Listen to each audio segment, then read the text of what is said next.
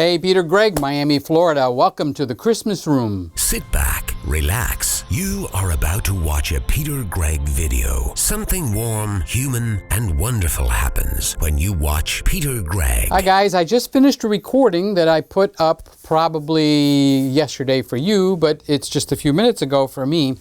And I realized that the Canon at M50 at f1.4 would not be the same as a full-frame Sony at the A7S Mark III at f1.4. One is going to look like a lot more depth of field behind me, and another one's going to look shallower depth of field behind me.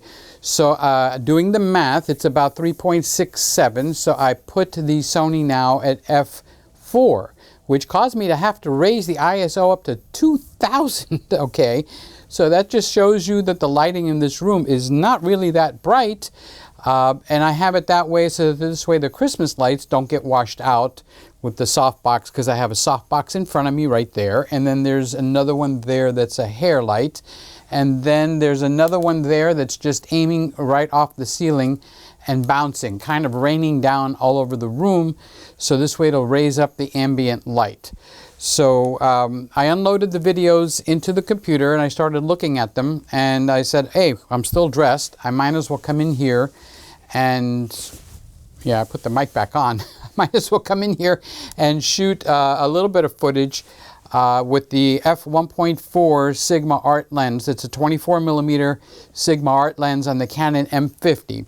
So it's a little bit higher grade lens than you would get if you bought the 22mm at f2, but this lens is only a couple of $100. It fluctuates versus the Art lens. But since I have a $1,500 lens on the Sony, I figured I'd put the good Art lens, which is about $800-900, and that price fluctuates on the Canon. So what the settings are right now is 1.4 at 24mm, ISO 200, standard color profile, and I have the contrast, the sharpness, and the saturation down all the way, and then bring them up 1, 2, or 3 depending on how I've been tuning these cameras in.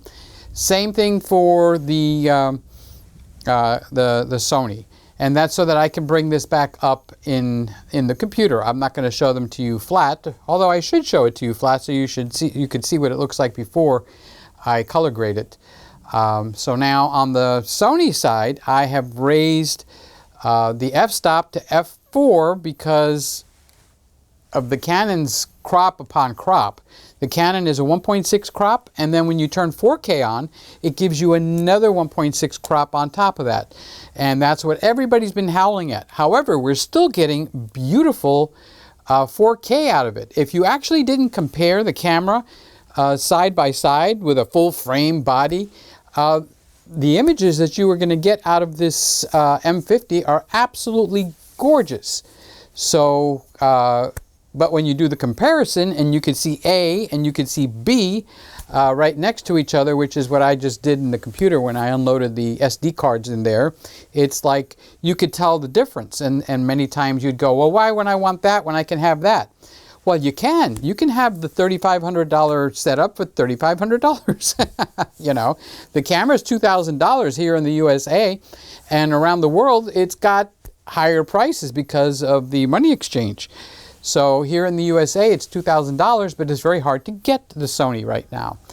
On the other hand, the M50 has had a price reduction already from $899 down to $699. And if you get the body only, it's $629. So I don't know if I did a good job explaining that part. But let's do that in another video. Obviously, I won't have the camera because I started putting it in the box, and I first, check to see if everything's okay. I take the cards out. I go into the office. I load them up, and I said, "Wow, the depth of field on the Sony is absolutely stunning, blowout gorgeous," and the Canon is just like, eh. The colors in the Canon are nice. Okay, I think I like the way it treats my face better. But that's a personal opinion. Somebody else might have another opinion. But if you only had the Canon and you wanted to shoot it in 1080 or 4K, this camera responds and gives you the goods. It's very similar to the Canon SL2, which is also an awesome camera, but it has no 4K option in it. So that's another good choice. So there's a lot of good stuff, and I think there's a lot of good stuff coming. I think that Sony has blown its lid, and now the other guys are shaking in their boots, and now we're going to see some of the responses. You know what? That's good for you and me. Doesn't matter if you're a Canon fanboy, or if you're a Sony fanboy, or you just want the best camera. What's happening now is they've woken up one giant, which means when Canon wakes up and comes to market with something to stop the bleeding, that Nikon's going to make a step too. Now, here's where they all create their blunders, okay? And this is what makes me chuckle. You can't get all the right components into one camera, it seems. It's like, oh, this one's going to miss this, and this one's going to miss that. And everybody thinks like the Sony is so awesome, right? It's just like freaking awesome. And it's actually giving you really good imaging, all right? And I can't argue with that. However, there's no 60p. You get a crop when you go into 30p.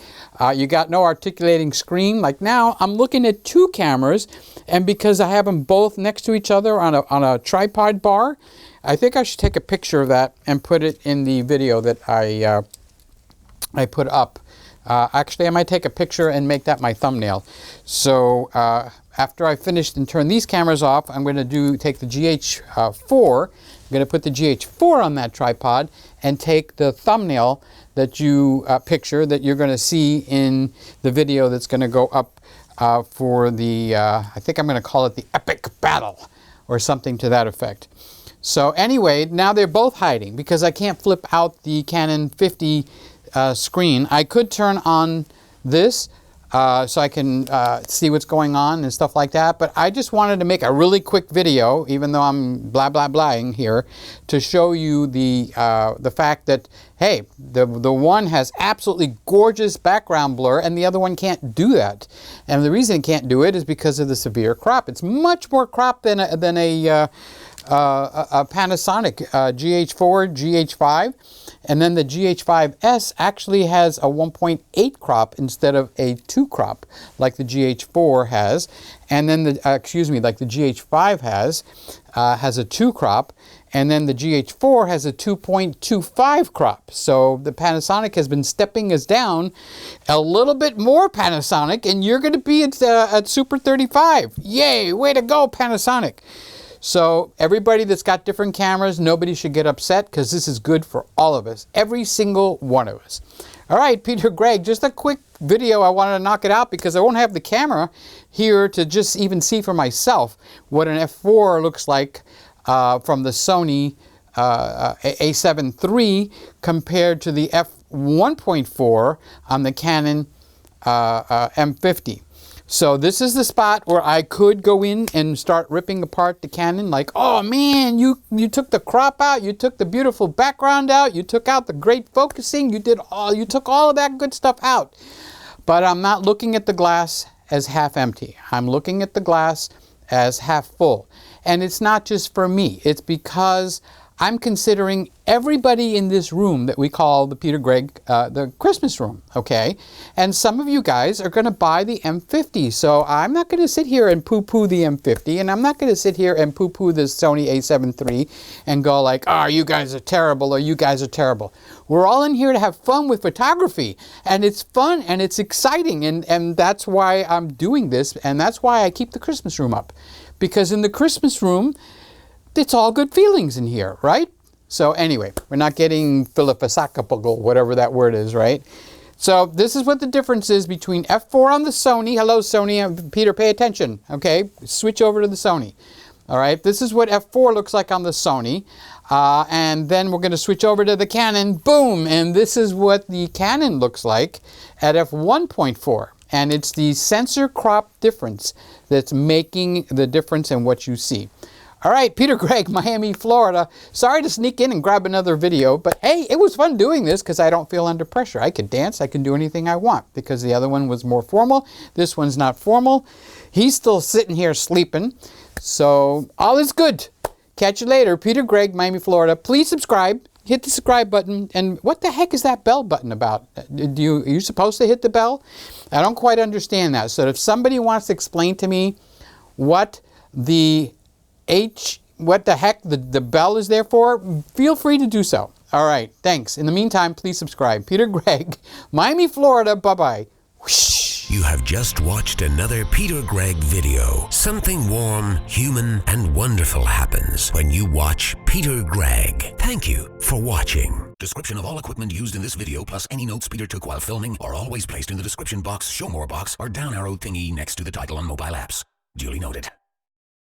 All right, Peter Gregg, Miami, Florida. Sorry to sneak in and grab another video, but hey, it was fun doing this because I don't feel under pressure. I could dance, I can do anything I want because the other one was more formal. This one's not formal. He's still sitting here sleeping, so all is good. Catch you later. Peter Gregg, Miami, Florida. Please subscribe. All right, Peter Gregg, Miami, Florida. Sorry to sneak in and grab another video, but hey, it was fun doing this because I don't feel under pressure. I could dance, I can do anything I want because the other one was more formal. This one's not formal. He's still sitting here sleeping, so all is good. Catch you later. Peter Gregg, Miami, Florida. Please subscribe.